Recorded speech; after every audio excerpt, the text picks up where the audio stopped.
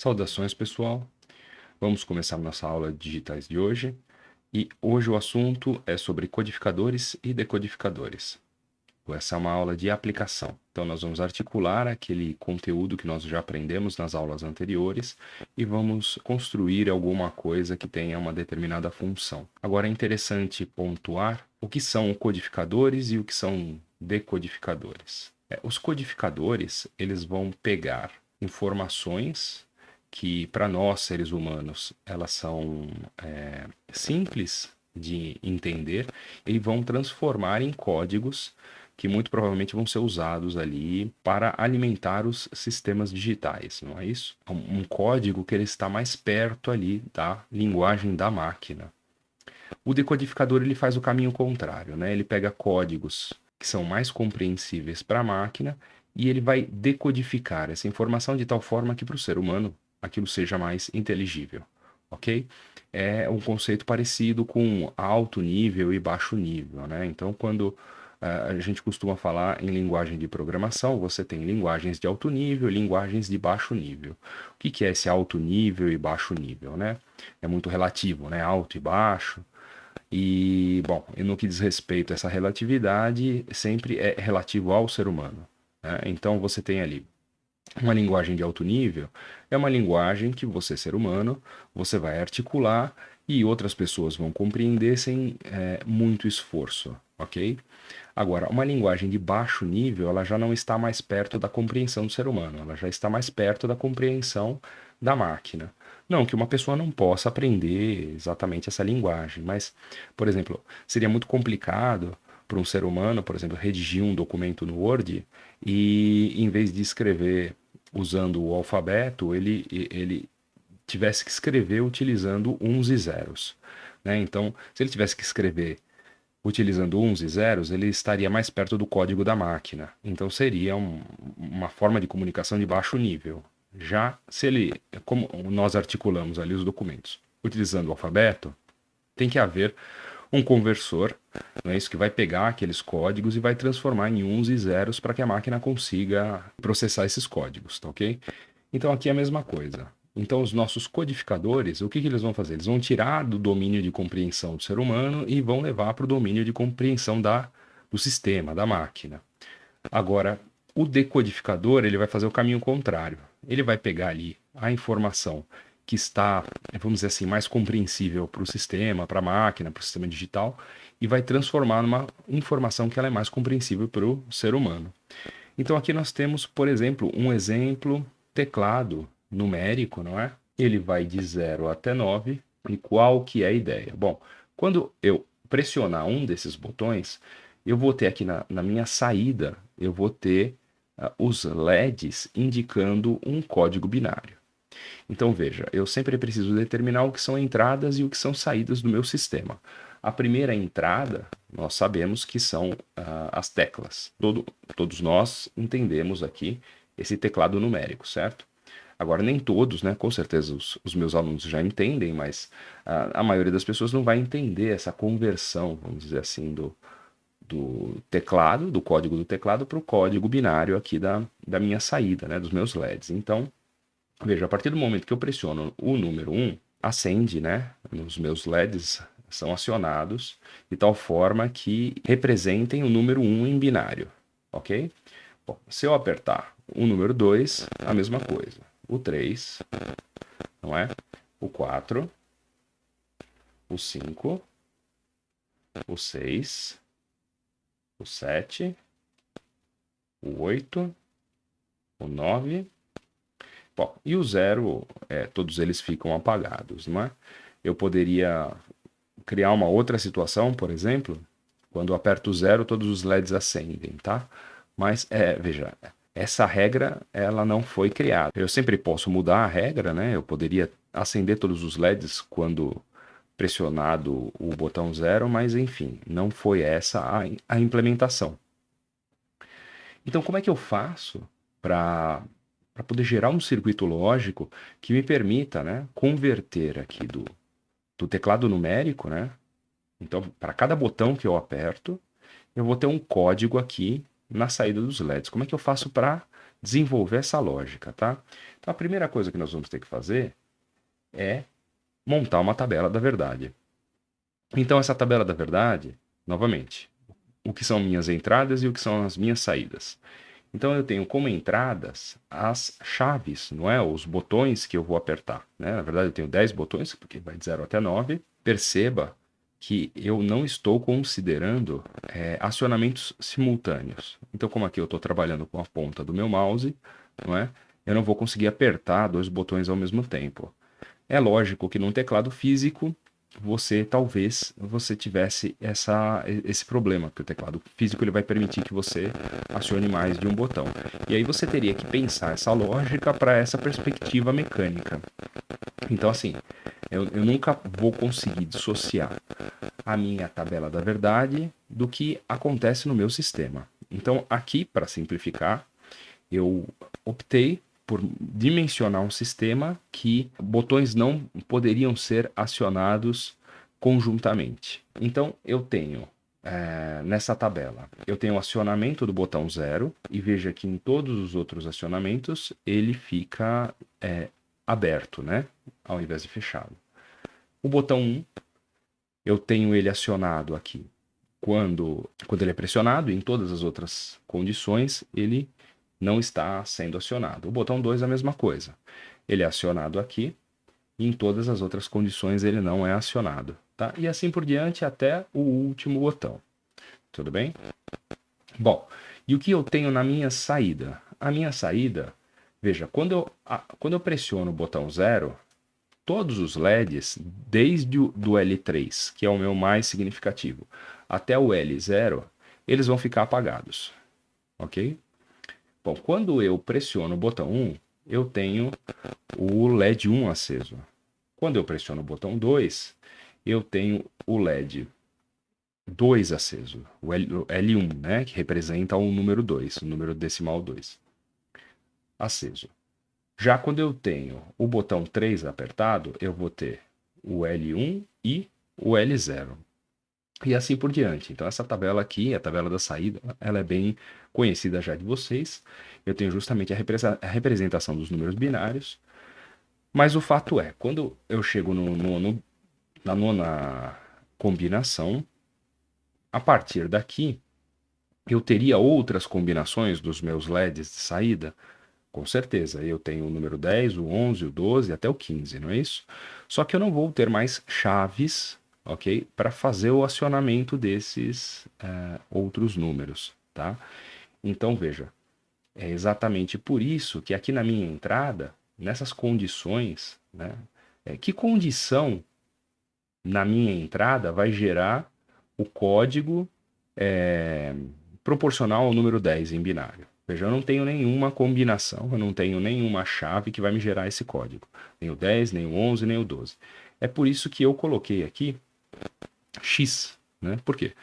Porque eu não tenho, como eu não tenho esse acionamento, eu costumo preencher minha tabela com X, porque o X ele é irrelevante. Ele pode ser 0, ele pode ser 1, tá? Essa situação aqui não vai acontecer.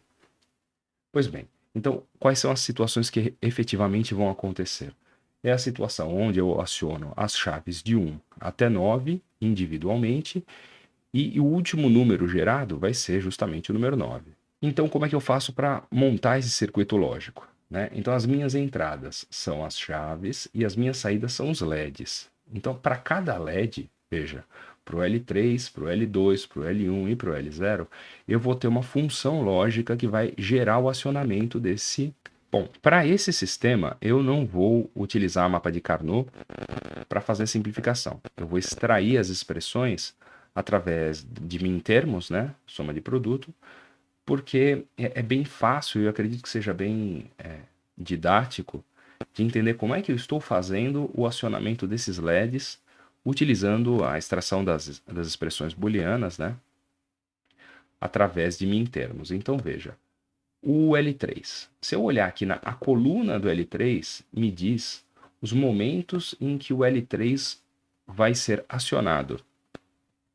E você percebe que o L3 ele só vai ser acionado aqui no 8 e no 9, tá? Do 10 para baixo, essa situação nunca vai acontecer. Então, eu estou ignorando essa situação. Por isso que eu pintei de amarelo aqui só os uns que efetivamente vão acontecer, tá? Então, ó lá. Como é que eu faço para acionar o LED 3 no 8 e no 9? Então, eu faço um ou, né? Veja, isso aqui não é um mais, né? Embora tenha o número 8 aqui, nós temos que entender que esse 8 e esse 9 são as chaves, não é isso? Então, eu pego o número 8 e faço um ou do acionamento dele com o número 9. 8 ou 9 vão gerar o acionamento do LED 3. Todas as outras combinações vão gerar nível lógico 0 no meu L3, tá? Da mesma forma, o L2, veja, onde que o L2 vai acender? Ele vai acender aqui no 4, no 5, no 6 e no 7. O 8 e o 9 fica apagado e as outras condições elas não existem para nós. Nós vamos nos certificar de que não vai acontecer. Tá? Então veja, em que momento aciona L2? Ele aciona quando a chave 4 for acionada, 5 for acionada, 6 e 7. Então por isso que eu tenho aqui, ó, o L2 ele vai ser acionado pela chave 4, chave 5, chave 6 e chave 7. Então eu tenho um ou lógico aqui entre essas entre o acionamento dessas chaves, não é? O L1. O L1 ele vai ser acionado quando a chave 2 for acionada, quando a chave ou a chave 3, ou a chave 6, ou a chave 7. 2, 3, 6, 7. O L0 já é um pouco mais complicado, né? Quanto menos significativo fica aqui, mais a expressão lógica fica maior, não é isso? Então eu tenho aqui o acionamento dele em 1. Então, quando o botão 1 for acionado, o 3, o 5, o 7 e o 9. Tá? Então eu tenho que fazer um ou entre esses acionamentos. Então agora que eu mostrei para vocês as expressões, como nós conseguimos obter essas expressões, eu vou mostrar para vocês aqui a parte do block diagram aqui do LabVIEW, onde eu coloco as lógicas, né? Então eu tenho as minhas chaves de 0 até 9, não é? E eu tenho as minhas saídas, o L0, L1, L2 e L3. Então eu coloquei aqui um texto na frente das saídas justamente para lembrar qual era a lógica de acionamento, ok? Então veja aqui, qual era a lógica do L3? Era o 8 ou o 9, não é? Então eu tenho aqui uma porta ou, ela está ligada aqui, ó, na entrada 9 e está ligada na entrada 8. Já o L4, ele era uma lógica ou entre 4, 5, 6 e 7. Então, o 4 e o 5, nós temos aqui, ó, entrada 4, botão 4, chave 5, entrando na minha lógica ou. E aí eu estou pegando aqui a outra entrada da minha porta ou, eu estou pegando desta lógica ou que está relacionando o 7, a entrada 7 com a entrada 6. Veja que aqui no meu rascunho, não é, das expressões lógicas, eu tenho um 6 OR 7, tanto em L2 quanto aqui em L1, que eu tenho um 6 OR 7. Então eu fiz essa lógica apenas uma vez, 6 OR 7, conectei tanto no OU da L1 quanto no OU da L2. Eu posso ligar a saída da minha porta lógica em mais de uma entrada, tá? Existe, quando você trabalha com componentes físicos, existe um limite, né? Que você pode pegar uma saída de uma porta lógica e ligar nas entradas de várias portas lógicas, existe um limite, mas isso não vem ao caso agora, né? O que importa para nós é que nós temos essa possibilidade de aproveitar essa mesma porta lógica para alimentar aí circuitos diferentes aqui no meu dentro da minha lógica aqui. Bom, da mesma forma, o L1, eu tenho 6 OR 7 e falta fazer o OR 2 OR 3, não é isso? Então eu tenho aqui, ó, a chave 2, a chave 3, entrando aqui na minha porta OR e alimentando a minha OR principal aqui, que vai gerar o acionamento ali do LED 1. O LED 0, por sua vez, ele pega aqui os números ímpares, não é? O 1, o 3, o 5, o 7 e o 9. Então eu faço um MOL entre essas entradas e eu tenho o acionamento do L0, tá? E quando eu coloco esse sistema para rodar, eu tenho aí o meu codificador de um teclado, né, numérico, e ele transforma esse código teclado numérico num código binário. Pois bem, então agora nós vamos fazer o caminho inverso, não é isso? E nós vamos pegar um código binário, que é bem compreendido pelo sistema, pela máquina, não é isso? E vamos transformá-lo num código que é bem compreendido pelo ser humano, tá? E para isso nós vamos usar um display de 7 segmentos. Então, nesse exemplo, eu tenho um decodificador para display de 7 segmentos, tá? Então, eu coloco aqui o código binário, tudo bem? Então, essa seria a função da máquina. A máquina colocaria, o sistema colocaria esse código aqui nesses meus nessas 4 entradas, e eu teria refletido na minha saída, no display de 7 segmentos, o número em decimal, não é isso? Então, display de 7 segmentos, como eu não tenho nenhum botão apertado, ele está indicando 0. Então, quando eu coloco aqui o número 1 em binário, veja, o display apresenta o dígito 1, não é isso? 2, o terceiro botão é o 4 e o botão mais significativo, o quarto botão, é o 8, correto? E aí as combinações que nós temos aqui entre o acionamento e o desacionamento das chaves vão gerar justamente os outros números, né? Então, por exemplo, aqui eu tenho 2, mais um 3, 4, mais um 5, mais 2, 6, mais 3, 7, o 8, mais um 9, tá? Veja, a lógica que foi construída não considerou combinações aqui dos meus bits que ultrapassam 9, né? Então, por exemplo, 10, eu tenho um número, eu tenho uma representação no meu display que não é proporcional aí ao número 10, tá? Porque com display de 7 segmentos, nós conseguimos representar aqui de 0 a 9. Eu consigo também representar letras com esse display, né? Eu consigo representar o A, o B, o C, o D, o E e o F. Então eu consigo também representar números hexadecimais, tá? Mas eu não fiz esse decodificador com essa intenção, com a intenção de gerar esses números. Então o 10 ele não aparece nenhum número, ou aparece alguma coisa confusa, né?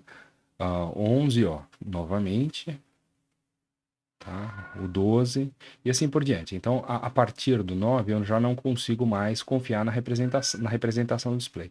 Veja, isso é uma questão de regra, né? Eu posso mudar a regra, eu posso levar em consideração essas outras representações e criar um decodificador aí completo, né? Não é o caso. Aqui eu não tenho esse decodificador completo porque é o primeiro exemplo, né? Geralmente a gente deixa essa segunda opção, né, de representar todos os números de 0 a f, né, usar a representação hexadecimal, nós deixamos para uma atividade de laboratório. Mas o princípio é o mesmo, a tabela é a mesma e a forma como nós vamos conseguir as expressões lógicas também são as mesmas. Dito isso, então eu preciso gerar essa tabela da verdade, né? E como é que nós fazemos isso? Então, eu tenho aqui o meu display de 7 segmentos, né? Eu sempre parto da regra. Então, eu chamei o primeiro segmento de A, o segundo de B, C, D, E, F e o segmento aqui do meio é o G, não é? Então, essas são as minhas saídas, não é isso? Eu tenho saídas que vão de A a G. Eu tenho as minhas entradas. Quem são as minhas entradas? São justamente os botões que eu vou pressionar, não é isso? Então, eu tenho 4 botões. Com 4 botões, eu consigo consigo 16 combinações, indo de 0 até o F. Mas como eu já comentei com vocês, nós vamos criar essa tabela, esse decodificador para representar números de 0 a 9. Então você pode notar que a partir do número 10, veja, as minhas saídas eu coloquei como x, tá? E essa que é a tal da condição irrelevante. Por quê? Porque nós entendemos que esse conversor ele não vai receber esses valores. Ele não vai receber 1010, não vai receber 1011, tá? Mas essas combinações elas são possíveis. Então, qual é o valor que eu vou colocar aqui na minha tabela da verdade? Bom, se essas condições não vão acontecer, então eu coloco o valor x, porque o x ele pode ser tanto 0 quanto 1. E onde que eu defino se ele vai ser 0 ou se ele vai ser 1? Vai ser no mapa de Carnot, né? Então, conforme essas posições aqui da tabela, elas forem necessárias para que eu tenha uma função mais simples, então eu vou atribuir, eu vou associar com os outros números uns da minha tabela, e aí eu vou conseguir uma expressão mais simples com uma condição que não vai nunca acontecer. Os x na tabela da verdade, que eu não associo a nenhum número 1, então eles automaticamente são entendidos pela lógica como se fosse 0. Os x que forem associados, eles vão ser entendidos como 1. Tá? Então, por isso que eu completei as minhas saídas aqui com um x, porque isso vai ficar para ser analisado no momento da tabela da verdade. Tá? Pois bem, quando eu tenho 000 na minha entrada, quais são os segmentos do meu display que tem que estar acesos? Né? Então, o segmento A, o B, o C, o D, o E, o F. O G, que é esse segmento do meio, ele vai estar apagado. Ok? Bom, a mesma coisa acontece quando eu tenho 0001. Veja, os únicos dois segmentos que vão estar acesos é o B e o C. Então, eu venho na tabela e coloco 1 no B e no C e deixo todos os outros segmentos como 0. No caso do número 2, veja, nós vamos apagar o número, a letra F aqui, o segmento F, e vamos apagar o segmento C. Então, tanto o F quanto o C estão apagados. No caso do código, que gera o número 3, eu tenho todos os segmentos acesos, menos o F e o E. Tanto no F quanto no E, eu vou colocar o número 0 na minha tabela. E assim, eu gero essa tabela para todos os números, né? Até o número 9. Tá? Então, veja, no número 9, eu não tenho aqui o segmento E ligado. O resto, os outros segmentos, eles estão todos ligados. Tá? Poderia continuar essa tabela? Sim, eu poderia continuar essa tabela. Então, veja, aqui eu tenho as representações, tanto do 0, 1, 2, 3, 4 até o 9, e o A, o B, o C, o D, o E e o F. Ok?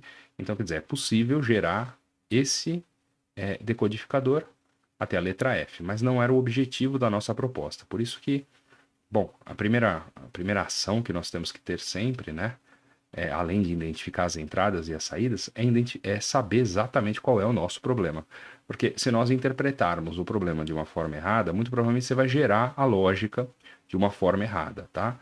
Então, o problema, ele incluía gerar os números de 0 a 9 e não de 0 a F, ok?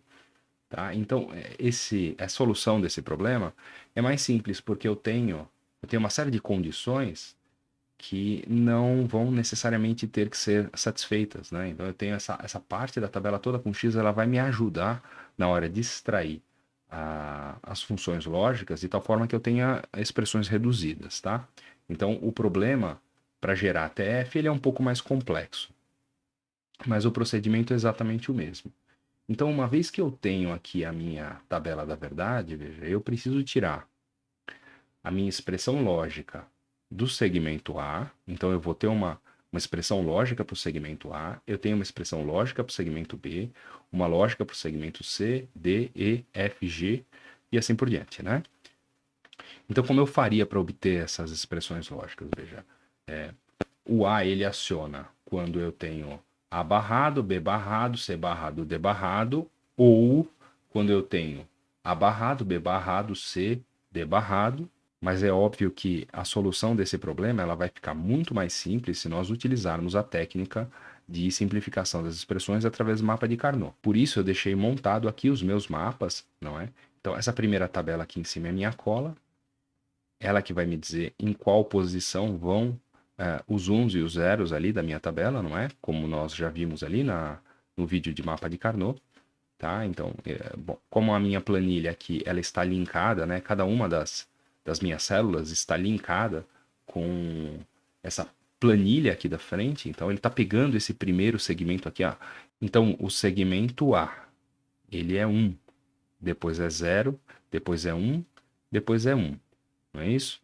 Se eu for transportar isso manualmente ali para o meu mapa, o que eu tenho? O segmento A, eu tenho 1, 0, aí depois eu pulo, não é isso? Aqui, ó, aqui é a primeira posição 0, 1, 2, depois a posição 3, não é? Então aqui eu tenho 1, 0, 1, 1. Não é isso? Eu teria que fazer esse transporte manualmente. Está sendo feito automático, porque eu estou usando aqui uma planilha do Excel para fazer isso, não é? Mas toda atividade avaliativa, toda atividade de laboratório que é proposta, o aluno tem que fazer isso na mão, pelo menos 1, 2, 3 vezes para entender a metodologia, né? Depois, o aluno, se quiser, pode, eventualmente, na hora de resolver seus problemas práticos, montar uma tabela da verdade dessas num sistema de planilha que ajuda bastante você a fazer o mapa de Carnot, não é isso? Então veja, nós já localizamos aqui o primeiro, o segundo, o terceiro e o quarto bit, não é? Agora nós precisamos localizar aqui, olha, 0, 1, 1, 1, né? Então, transportando isso lá para o mapa de Carnot, eu tenho o 0, o 1, pulo uma coluna, não é? 1 e 1.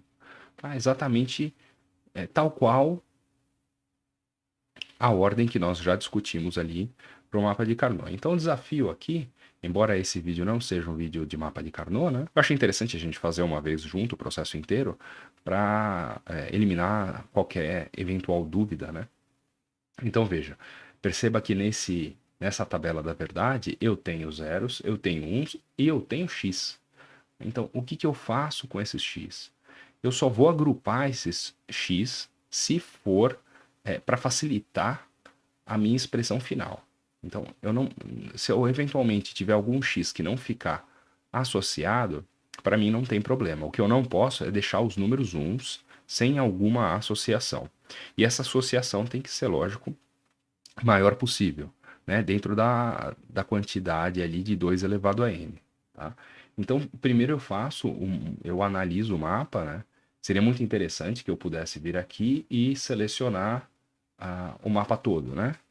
Aí eu teria que ligar o meu segmento A no nível lógico 1, né?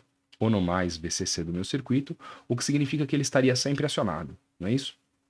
Bom, mas como eu tenho esse 0 e esse 0, não é esse o caso, eu não posso fazer isso, tá? Então, já que eu não consigo associar todas as células, então eu vou começar a tentar grupos menores. Então, se eu não consigo associar, eu vou tentar um grupo de 8, não é isso? Então, onde que poderia haver aqui um grupo de 8? Veja, eu posso associar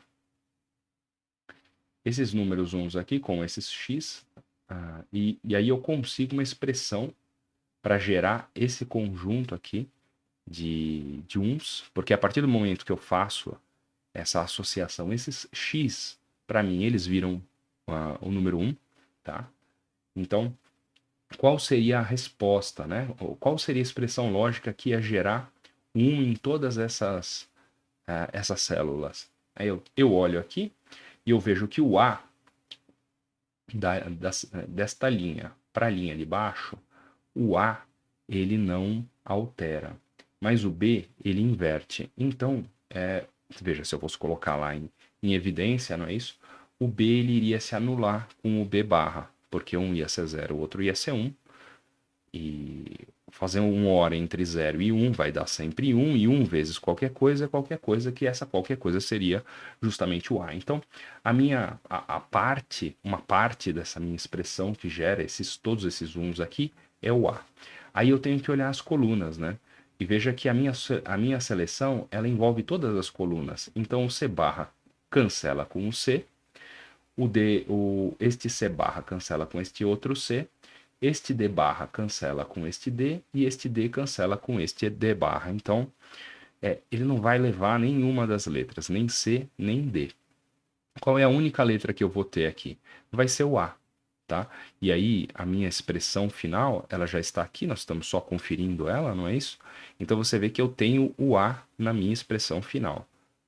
Bom, seguindo, né? Eu preciso continuar, porque veja, eu tenho vários números uns aqui que não foram associados, tá? Então, o que eu posso fazer? Eu posso, por exemplo, associar esses 4 números uns aqui, não é? Ah, mas eu não poderia, por exemplo, fazer uma associação um pouco maior? Porque nós sabemos que quanto maior a associação, maior vai ser, menor vai ser a minha expressão, não é? Então, eu poderia associar esses 6 uns aqui. Por que eu não posso fazer isso? Eu não posso fazer isso porque eu tenho 6 números, né? Então, a razão de associação das minhas células é 2 elevado a n. 2 elevado a 0 é 1. 2 elevado a 1 é 2. 2 elevado ao quadrado é 4. E de 4 ele vai para 8, que é 2 elevado à terceira. Então, eu não posso associar 6 elementos, né?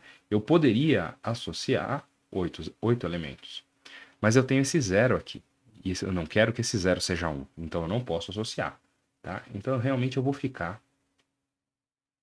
com esta quadra aqui. Né? Essa quadra do meio. E qual é a expressão dessa quadra do meio? A expressão dessa quadra do meio, veja, eu tenho o A barra aqui. E nessa linha de baixo eu tenho o A. Então o A vai inverter. O A está fora da minha expressão. E aí eu tenho B e B. Então, o B ele se mantém, não é isso? Então, uma parte da expressão é B.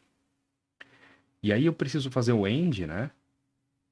Com o que não se repete com o que não inverte das colunas, não é isso? Então, eu tenho aqui, ó, C barra e C. Então, o C ele vai cancelar. Mas o D, veja, o D ele se repete, não é? Ele não inverte. Então, a minha resposta que vai gerar esses 4 uns aqui do meio vai ser o B e o D.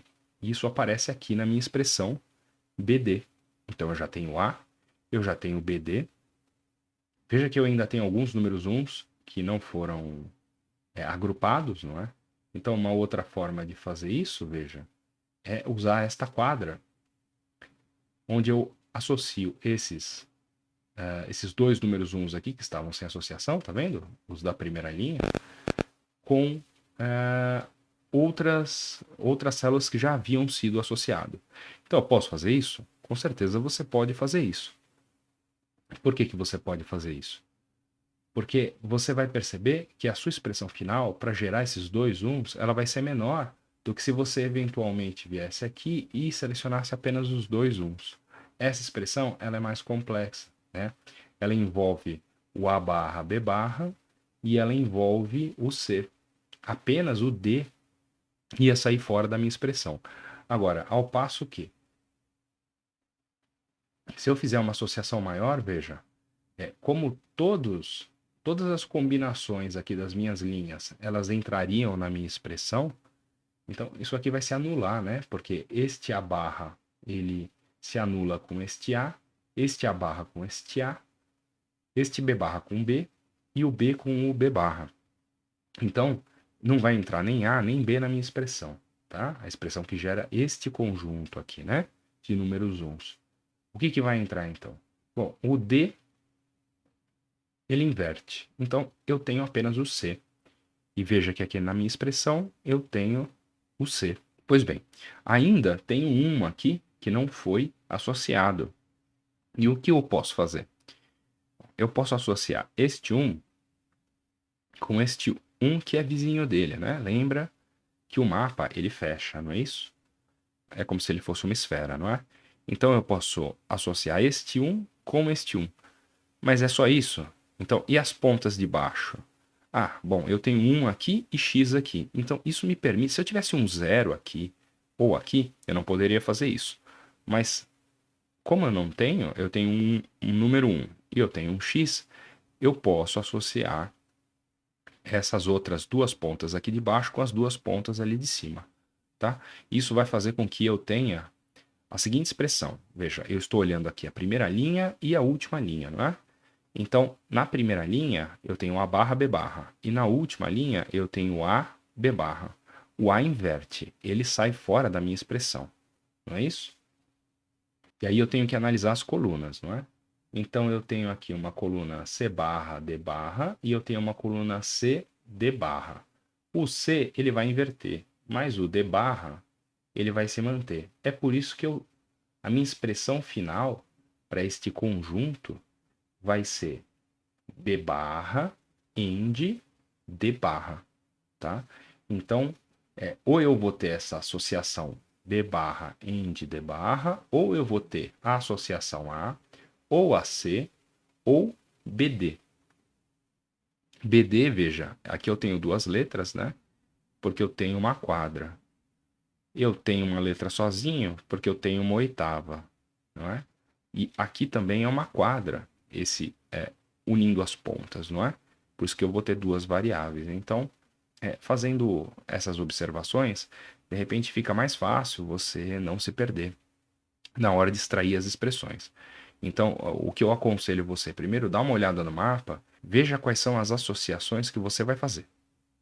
E aí, quando você faz a primeira associação, você logo escreve a expressão dela, né, a parcial. A expressão parcial, ou a outra parcial, ou a outra parcial, e vai extraindo aos poucos. Por quê? Porque às vezes você faz todos esses retângulos aqui, e aí você se perde. Você não sabe se você já extraiu ou não a expressão daquele retângulo, tá? Toma um pouco de cuidado, porque, veja, esse tipo de questão, até uma questão, são questões que você encontra em psicotécnico, né? Quantos quadriláteros tem nessa imagem? Aí, eventualmente, você deixa de fazer uma associação e tem um quadrilátero a mais ali que você não percebeu, tá? Então, você pode acabar incorrendo nesse mesmo problema de distração na hora de extrair as expressões, tá? Então tome um pouco de cuidado com isso. Quer dizer, o primeiro cuidado que você tem que tomar é transcrever os uns e os zeros na posição correta da tabela da verdade. E depois é tentar buscar essas associações de tal forma que você tenha com o máximo número de elementos dentro da regra do 2 elevado a n. Tá? Nunca esquecendo que as pontas elas se comunicam, a linha de cima se comunica com a linha de baixo e a coluna, a primeira coluna se comunica com a última coluna. Tá? Bom, vamos seguir aqui. Eu já tenho, veja, a expressão do segmento A. E eu preciso fazer isso para todos os outros segmentos. Então eu vou fazer agora isso para o segmento B. Então, fazendo uma pré-análise aqui, veja, eu poderia fazer algumas associações. As minhas associações não necessariamente elas vão ser iguais às suas associações. Expressões lógicas diferentes, elas podem gerar um acionamento correto dos segmentos, tá? Então, não tem uma resposta certa. Se funcionar, é certo. O que pode acontecer é você ter uma expressão mais complicada para poder gerar esse acionamento do segmento do display de set segmento, mas isso não é bem um erro, né? Ele é um erro se for solicitado que seja encontrada a expressão mais simples, né? Mas na prática, se funcionar ali o teu sistema, é um bom sinal, não é verdade? Talvez não seja um sistema ótimo, é um sistema subótimo, mas ele está funcionando, tá? Então aqui veja, o ideal é buscar as maiores associações primeiro, né? Então, eu tenho, por exemplo, veja, eu tenho um conjunto de uns aqui que estão nessa linha e eles podem ser associados com esse conjunto de uns que está na última linha. Tá? Então, qual seria a expressão resultante dessa associação? Todas as colunas estão envolvidas na minha associação, então nem o C nem o D vão entrar nessa expressão parcial. Não é isso? Aí eu tenho a primeira linha e a última linha. A primeira linha é A barra, B barra. A última linha é A, B barra. Ou seja, o A não vai entrar na minha expressão. Quem vai entrar é o B. Então, por isso que eu tenho aqui, ó, na minha expressão final, a contribuição da entrada B, do botão B. Não é isso? Bom, seguindo, eu ainda tenho este 1 aqui para ser associado e este 1. Então, uma forma de fazer essa associação é fazendo esta quadra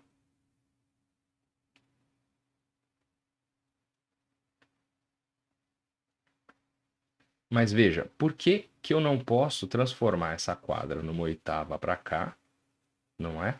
Ou transformar ela numa oitava entre a primeira coluna e a última coluna. Por que que eu não posso fazer isso? Bom, porque se eu fizesse isto aqui, eu estaria transformando este zero aqui em 1. Então eu não posso fazer isso, não é? E do outro lado a mesma coisa, eu tenho este zero aqui impedindo de transformar esta quadra numa oitava.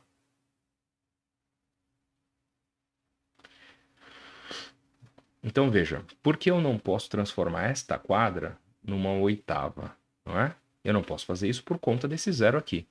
Porque se eu fizer essa associação, este zero aqui, ele vai ser entendido como se fosse 1, não é isso?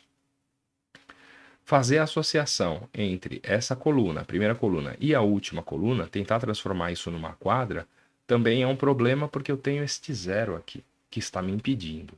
Tá? Então, sim, ele precisa ser uma quadra aqui, e esta quadra ela vai ter como resposta o C barra D barra, já que todas as linhas, as variáveis aqui, elas vão se anular, não é? Então eu tenho C barra D barra, e eu tenho também esta outra coluna que vai entrar na minha associação, onde eu tenho o C e o D. Então veja, pelo mesmo motivo, né, não posso transformar essa quadra numa oitava, porque envolveria este zero, e se eu tentasse para o outro lado, envolveria esse zero. Então veja, eu consegui associar todos os números uns usando grupos com a maior número de elementos possíveis, tá? E o meu segmento B, ele fica, a expressão que gera o segmento B é o CD OR, C barra D barra OR B, ok? Então, novamente, aí eu tenho o segmento C, né? Eu tenho aqui no meio, olha, veja, eu tenho 4 números uns, e embaixo eu tenho 4x. Então, uma associação possível seria justamente a associação desses 8 elementos. Então, aqui, veja, o A vai para a barra, então quem vai contribuir com essa expressão parcial é o B. O B está contribuindo. E eu preciso fazer um AND disso com os elementos que não se repetem nas colunas. Mas como eu estou usando todas as colunas, então nem o C nem o D vão entrar. Minha expressão parcial, ela depende de B, única e exclusivamente.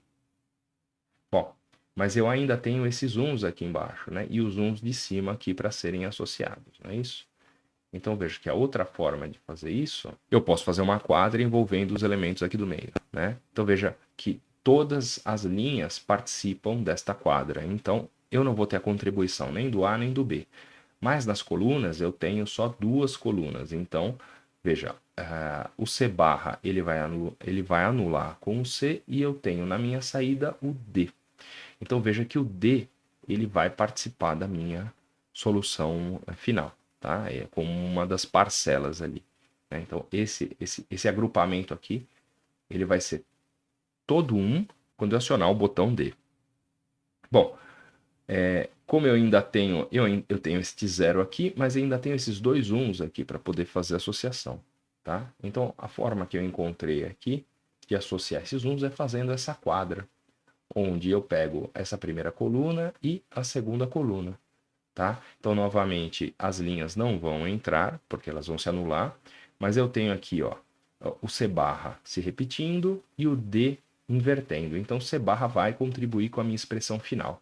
Por isso que a minha expressão final da letra C vai ser C barra ou, né? Ou o agrupamento de C barra, ou o agrupamento de D, ou o agrupamento de B.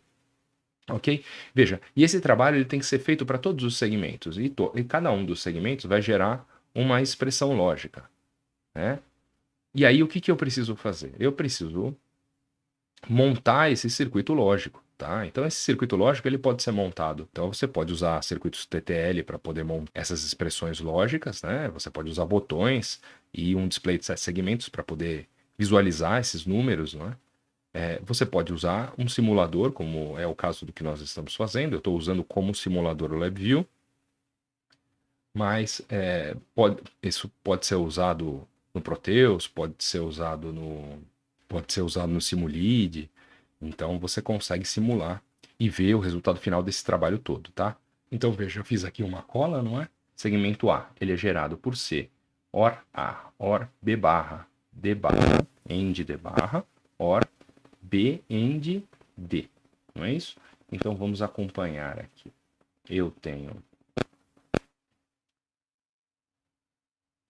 o A conectado na minha porta OR, eu tenho o C conectado na minha porta OR, e todos eles, o A OR C, vai ser conectado nessa nova porta OR, e aí eu tenho esta porta lógica que está fazendo um AND entre o B e o D, então seria essa parcela aqui, essa parcial, não é isso? E eu tenho mais uma porta OR aqui concatenada, né? Fazendo o OR com B barra, END, D barra. E aí eu tenho B barra, END, D barra. Então essa expressão vai gerar para mim o segmento A. Tá? Então perceba que, bom, eu coloco aqui as minhas entradas, não é? E eu puxo um fio seguindo a ordem, né? Mais significativo, B, C e o menos significativo. Tá? Da mesma forma, eu também faço as inversões, não é? Eu inverto o A, inverto o B, inverto o C, o D e puxo linhas aqui para baixo para facilitar a minha conexão. Porque eu vou ter que rolar a tela aqui para cima e eu vou ter que fazer uma série de outras conexões ainda aqui embaixo. Tá? Então, para saber, chega uma hora que sai da tela, não é isso? Então, como é que eu sei? Então, eu sei que esse daqui, por exemplo, é o B barra, esse aqui é o D barra, tá? Da mesma forma que eu sei que esse daqui é eu tenho aqui a primeira linha é o A, esse aqui é o B, então esse aqui é o C, não é? Que é este C aqui, tá? Então é uma forma, se você, da mesma forma que no desenho, né? Quando você faz na prova, quando você faz uma avaliação, ou quando você constrói o seu diagrama elétrico, né? É interessante puxar essas linhas A, B, C, D, né? Tanto de entrada sem barrar, quanto das variáveis de entrada barrada. É interessante você fazer puxar essa linha. Aqui você percebe que eu não puxei a linha do A, porque o A barra não vai ligado em nenhuma das expressões, tá? E eu não consigo, aqui no caso do LabVIEW, puxar uma linha e deixar ela sem conexão. Ele vai indicar erro. Tá? Então, esse é um método para você poder construir essas lógicas e aí você vai conectar, não é? A saída de cada expressão lógica com cada um dos segmentos. E aí você tem o resultado que você queria, que era o projeto, né, de um decodificador de binário para um display de 7 segmentos. Então você consegue imaginar aqui todas as outras possibilidades, não é? Como a possibilidade de montar um decodificador que inclua também os números 10, 11, 12, 13, 14 e 15, né? Usando a notação hexadecimal. Você pode criar também um display de 7 segmentos usando 2 displays, e aí você faria a decodificação para cada um dos segmentos do display mais significativo e para cada um dos segmentos do display menos significativo, né? O que geralmente acontece, você usa um decodificador desses de 0 a 9 e a lógica do próximo display ela é exatamente igual à lógica do primeiro display, né? É uma questão de você colocar a informação certa ali nos 4 bits relativos aí a cada display, não é isso? Existem também displays alfanuméricos, então eles têm mais segmentos. Então, o que isso muda, né? O que muda é que eventualmente eu preciso de mais bits aqui na minha entrada para poder gerar, além dos números, poder gerar as letras, né, do alfabeto. E aí eu vou também ter um trabalho um pouco maior para poder decodificar cada um dos segmentos do display alfanumérico, de tal forma que eu consiga representar ali tanto meus números quanto as minhas letras, tá? São as diversas possibilidades aí que nós temos de fazer uma atividade com displays, tá? E articular esse conhecimento necessário para desenvolver esse sistema de decodificador.